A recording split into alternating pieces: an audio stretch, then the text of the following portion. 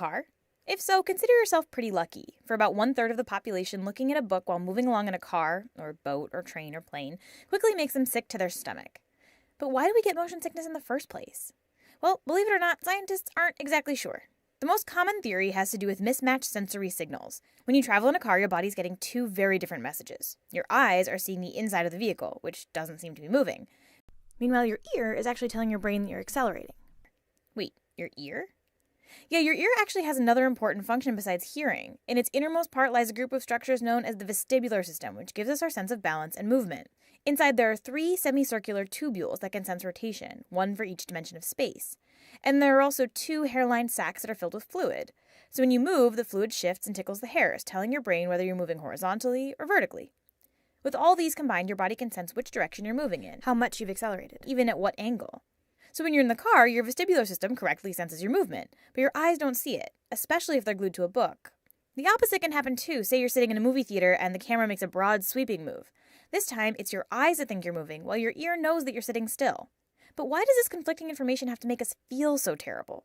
Scientists aren't sure about that either, but they think that there's an evolutionary explanation. You see, both fast-moving vehicles and video recordings have only existed in the last couple of centuries, barely a blink in evolutionary time. For most of our history, there just wasn't that much that could cause this kind of sensory mix-up, except for poisons. And because poisons are not the best thing for survival, our bodies evolved a very direct, but not very pleasant way to get rid of whatever we might have eaten that was causing the confusion. This theory seems pretty reasonable, but it leaves a lot of things unexplained, like why women are more affected by motion sickness than men, or why passengers get more nauseous than drivers.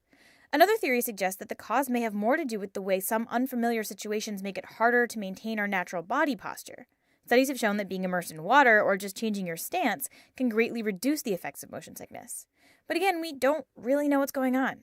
We all do know some of the more common remedies for car queasiness, looking at the horizon, chewing gum, taking over-the-counter pills, but none of these are totally reliable, nor can they handle really intense motion sickness. And sometimes the stakes are far higher than just not being bored during a long car ride. At NASA, where astronauts are hurtled into space at 17,000 miles per hour, motion sickness is a serious problem. So in addition to researching the latest space-age technologies, NASA also spends a lot of time trying to figure out how to keep astronauts from vomiting up their carefully prepared space rations. Much like understanding the mysteries of sleep or curing the common cold, motion sickness remains one of those seemingly simple problems that, despite amazing scientific progress, we still know very little about. Perhaps one day the exact cause of motion sickness will be found, and with it, a completely effective way to prevent it. But that day is still on the horizon.